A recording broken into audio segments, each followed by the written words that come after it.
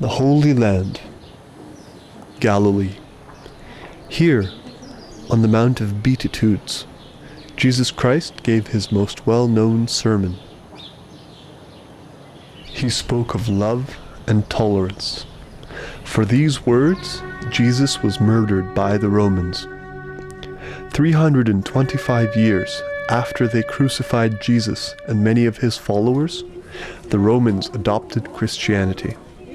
Since that time, in every church in the Christian realm, people repeated his teachings.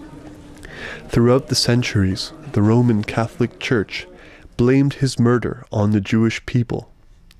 The Christians of the world, what did they understand of the Bible in all these years? Millions of Jews were killed in the name of Christ. The most horrid of these atrocities took place during the Second World War.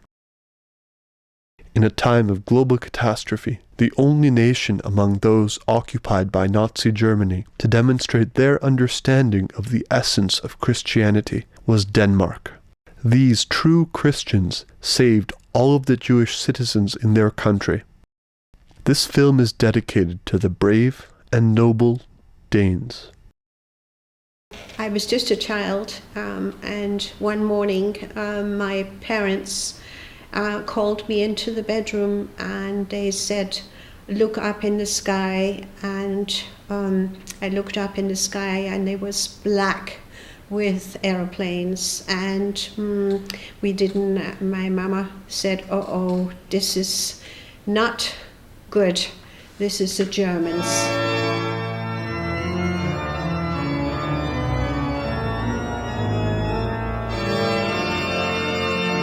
So my brother, he was hiding a Jewish family from Berlin. And then they were sent in ambulances up north of Copenhagen and taken across to Sweden.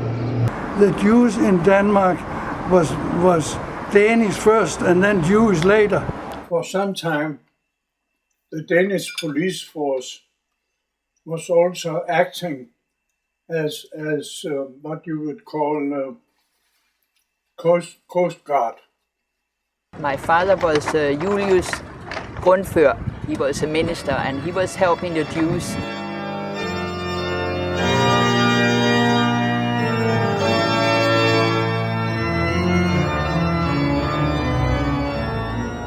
The Danes never had a problem with anti-Semitism, at least not on the sort one knows from other places like France and Russia, not to mention Germany. I mean, the Danes really considered Jews as simply citizens along with the rest of the Danes. It wasn't until 1985 that I told my story. Here are some of the boats that we used. And we got our own little port in Sweden. During the Second World War, Danish police officer Knud Dybye was among the organizers of an underground resistance that saved Jews from execution. In Israel, he is recognized as the righteous person of the world.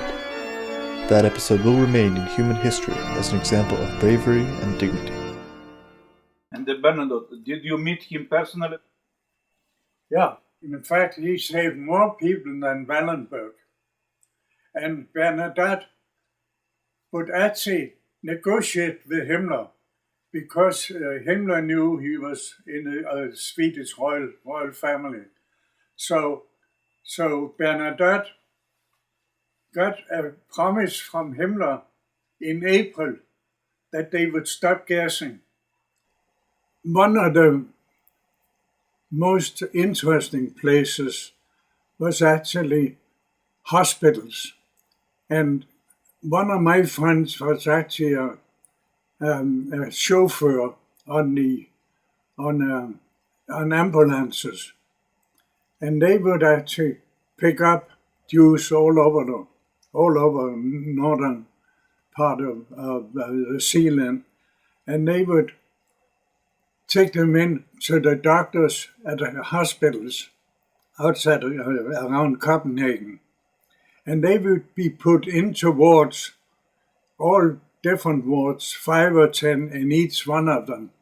And then with their with their blanket up to their necks, they would change names, and they never names Jensen or Petersen or Larsen or any Danish names instead of Rosenberg and whatever they were called.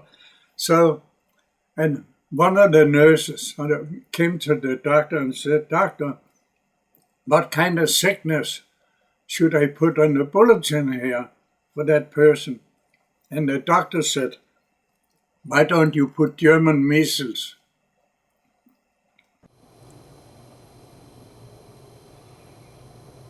My grandfather, he was having refugees, Jewish refugees, hidden in a barn.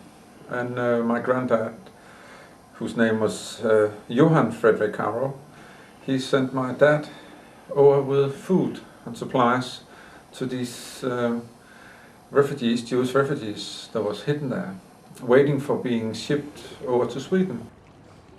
For me, whenever I meet a German, I always think to myself now, if he's young, I feel, what did his grandfather do? Was he a Nazist?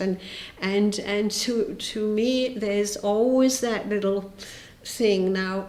What did he do? You know, and so you always have that feeling. And like my mama, she said she would never ever buy anything German, so never a Mercedes or nothing like that. So that you sort of get, but one has to get over these things, and I have. But there's always that little thought whenever I meet somebody. Now, what did his grandfather or what did his father? Was he a Nazist or so? That's. You know, but otherwise I don't, you know, I try not to.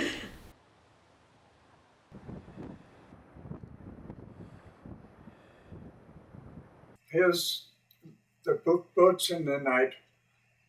This is my story, and I'll sign my name and if you need any. Thank you. But you find the whole story there. I'm really appreciated. For me, it's priceless gift. Because for me, I consider it's the most honor in my life just to shake your hand.